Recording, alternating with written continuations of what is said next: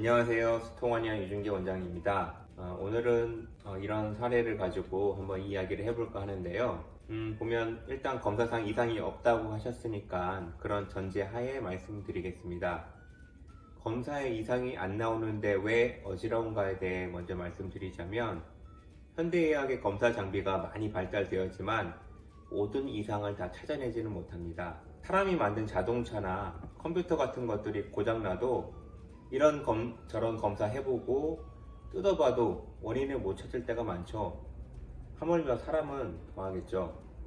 보통 검사상 이상이 나올 때는 명백한 물리적 이상이나 손상이 있을 때가 많습니다. 즉 예를 들어 이석이 떨어져서 세방구리관에 들어가 굴러다닌다. 이럴 때, 또 전정신경이 마비되었다거나 뇌의 특정 부위 혈관이 막혀 손상되었다거나 하는 경우는 검사에 나오겠죠. 하지만 미세한 전정 기능의 불균형 같은 것은 검사상 드러나지를 않습니다. 그런데 메니에르 병처럼 반복적으로 재발되는 병을 제외하고는 대부분의 만성 어지럼증은 이런 미세한 기능 이상이 원인입니다. 1년 동안 어지러운데 계속 빙빙 돌고 어지러운 사람은 거의 없죠. 그러면 못 살겠죠. 대개는 일상생활은 그럭저럭 가능한 정도로 어지럽습니다. 물론 공부를 하거나 업무를 할 때 집중력이 떨어지고 그때 더 어지럽고 기억력도 떨어진 것 같고 그럴 수는 있지만, 계속 누워 있어야 될 정도로 심한 어지럼증이 지속되지는 않는단 말이죠.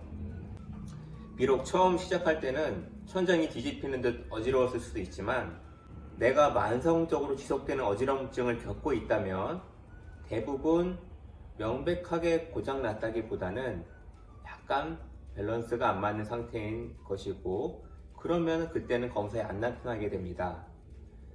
역시 물론 한 며칠 확 어지러웠다가 좀 나아서 좀 멍한 정도로 어지러운 게 쭉 가다가 또 갑자기 며칠 빙글빙글 돌고 토할 정도로 어지럽다가 또 좀 나아져서 몇 개월 멍하게 가고, 이런 패턴이 있을 수 있습니다. 이런 분들은 많이 어지러울 때 검사하면 이석증 같은 그런 검사 결과들이 나올 수도 있습니다.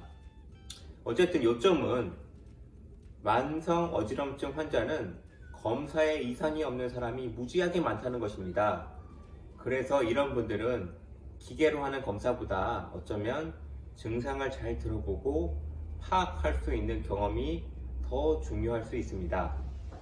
이런 만성 어지럼증은 양쪽 귀 안에 들어있는 이런 머리의 움직임을 감지하는 센서의 미세한 불균형, 그리고 그것을 조정해 주지 못하는 두뇌의 평형 조절 기능의 저하가 가장 흔한 원인이 됩니다. 그러면은 왜 눈을 움직일 때도 어지러울까요? 제가 전에 눈 어지럼증에서도 말씀드렸듯이 눈 역시 균형을 잡는 데 일조하면서 귀 안에 전정과 서로 협력해서 움직이게 됩니다. 예를 들어 보겠습니다. 제가 카메라를 보면서 머리를 좌우로 움직일 때 눈은 머리와 반대 방향으로 움직이기 때문에 카메라에서 볼 때는 고정되어 있는 것처럼 보입니다. 당연해 보이지만 이렇게 할 수 있는 것은 귀 안의 전정에서 머리의 움직임을 감지하고 그 신호를 눈에 줘서 눈동자를 반대 방향으로 움직이게 하기 때문입니다. 이렇게 전정과 눈의 움직임은 서로 연관되어 있습니다.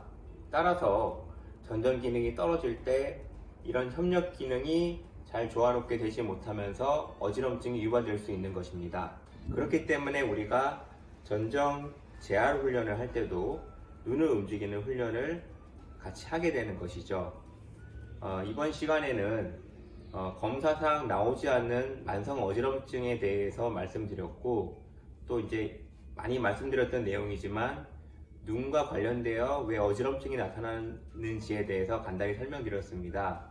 다음번에는 이런 경우에 어떤 치료 전략을 가지고 접근하는지 한번 설명드려 보겠습니다.